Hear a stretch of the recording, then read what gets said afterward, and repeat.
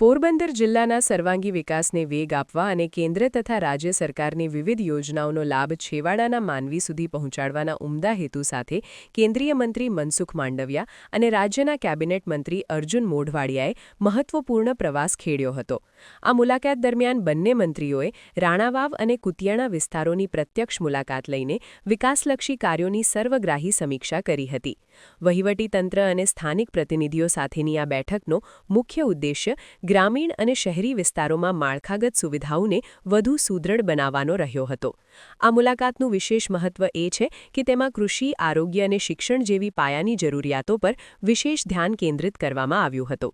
કેન્દ્રીય મંત્રી મનસુખ માંડવિયાએ સ્થાનિક પ્રજા સાથે સંવાદ સાધીને સરકારી સહાય મેળવવામાં પડતી મુશ્કેલીઓ જાણી હતી અને તેના ત્વરિત નિવારણ માટે અધિકારીઓને જરૂરી માર્ગદર્શન પૂરું પાડ્યું હતું. રાજ્યના કેબિનેટ મંત્રી અર્જુન મોઢવાડિયાએ પોરબંદરના દરિયાકાંઠાના વિસ્તારો અને પછાત પંથકમાં ચાલી રહેલા વિકાસ કામોમાં ગતિ લાવવા અને સરકારી તંત્રને વધુ જનઅભિમુખ બનાવવા પર ભાર મૂક્યો હતો.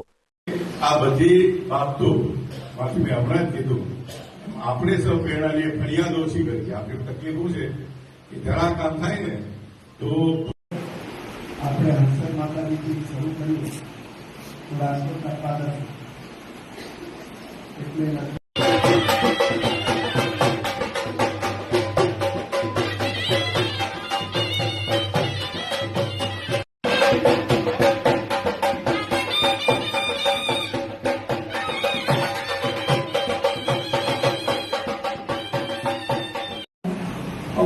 અર્જુનભાઈ મોઢવાડિયા સાહેબને વિનંતી કરું કે હું માર્ગદર્શન આપું.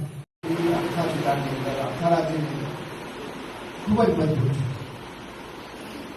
અને વાણિજ્યાથી આપણે મોદીજી અને આપ સૌ પાર્ટીના સિનિયર કાર્યકર્તા હોય.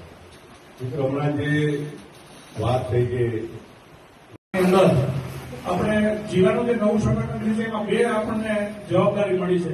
એક નિકિતાબેન અને કિરીટભાઈ બાપોદેનો પણ સમાવેશ થયો છે. તો એ તકે આપણે ખૂબ આનંદની વાત કરીએ કે જિલ્લાની ટીમમાં આપણે લક્ષ્મણભાઈ, તાલુકા પંચાયતના પ્રમુખ શ્રી મંજુબેન અને અમારા નવયુગ જેમને આપણે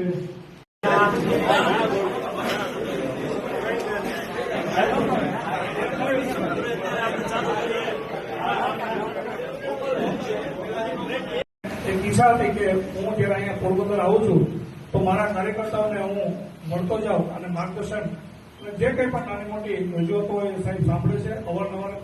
આપણે એવું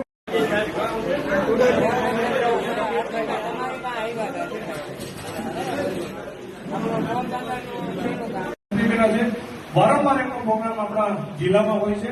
તો એ માટે આપણે ખૂબ આનંદની વાત કહેવાય. વધારે વિશેષ ન કહેતા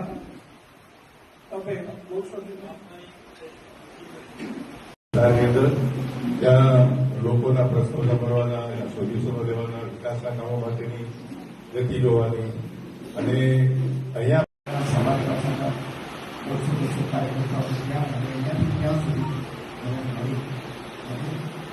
જે કાંઈ લોકોને કંઈક કહેવાનું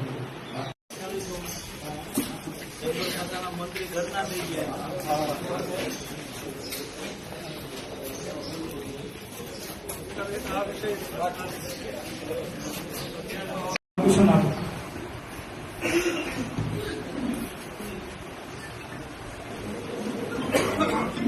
આપણા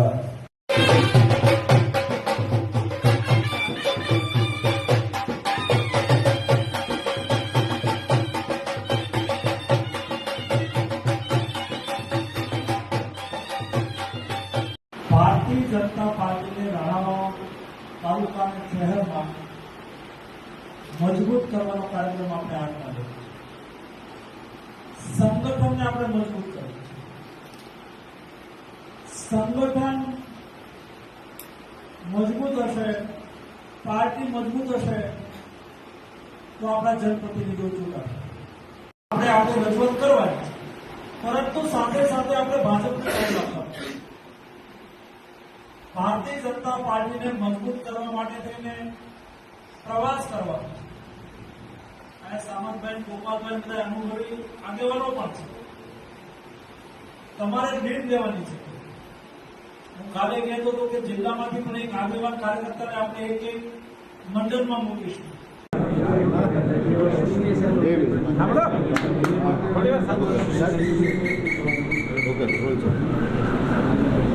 પોરબંદર લોકસભા ક્ષેત્રના મારા પ્રવાસ દરમિયાન રાણાવાવ, કુતિયાણા વગેરે વિસ્તારની પણ મુલાકાત લેવાનો અવસર મળ્યો. મને ખુશી એ વાતની છે અને આદરણીય મુખ્યમંત્રી શ્રી ભૂપેન્દ્રભાઈ પટેલને હું અભિનંદન પણ પાઠવીશ. આ વિસ્તારની અંદર મગફળીનું મબલક ઉત્પાદન થયું. અતિવૃષ્ટિ દરમિયાન નુકસાન પણ થયું હતું, તો ખેડૂતોને મળવાનો પણ અવસર મળ્યો. ખેડૂતોએ સમયસર વળતર એમના ખાતામાં જમા થવા બદલ પણ મુખ્યમંત્રીજી પ્રત્યે આભાર વ્યક્ત કર્યો. સાથે સાથે ટેકાના ભાવથી મગફળી ખરીદીનો કાર્યક્રમ પણ આ વિસ્તારની અંદર પૂર્ણ થયો. બધા જ ખેડૂતોની મગફળી ટેકાના ભાવથી સંતોષકારક રીતે ખરીદવામાં આવી. ખેડૂતોને સ્વાભાવિક રીતે એનો ફાયદો થયો અને નવી સિઝનની અંદર શિયાળુ પાક પણ આ વિસ્તારની અંદર સારો છે. અને પછી પણ શિયાળા પાક પછી પણ ચોમાસા પહેલાં મગ અને અડદનો પણ એક પાક લઈ શકાશે એ વાત મને કહી તો મને સંતોષ થયો. ખેડૂત સુખી તો રાજ્ય સુખી અને રાજ્ય સુખી તો રાષ્ટ્ર સુખી. પ્રધાનમંત્રી શ્રી મોદીજીના વિચારોથી પ્રેરિત ગુજરાત વિકસી રહ્યું છે, પ્રગટી રહ્યું છે. અભિનંદન.